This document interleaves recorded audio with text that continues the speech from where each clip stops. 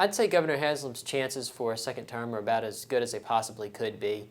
He faces 3 challengers in the Republican primary, though none have any experience in government. And then he faces one of 4 potential candidates in the Democratic primary, only one of whom has ever held elected office. So outside of one of them, or maybe an independent mounting a surprise challenge, he's most likely going to be reelected this year.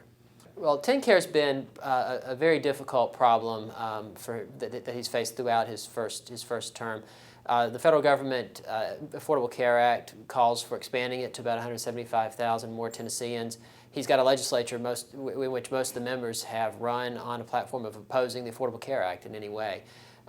So the state could draw down about $1 billion, which would help hospitals, but he's got to figure out a way to get that through the legislature while also trying to convince the federal government. And that's a problem that really doesn't become any easier as time goes along.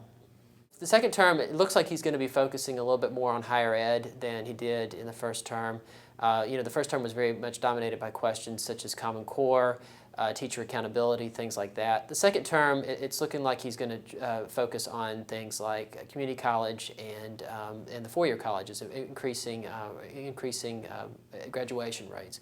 His overall goal is to reach 55% with post-secondary degrees by 2025. And for a lot of families, that's a financial equation. So he's got to figure out ways to make college more affordable for more people. Anytime a governor leaves office popular, especially after 2 terms, he's got a pretty bright political future.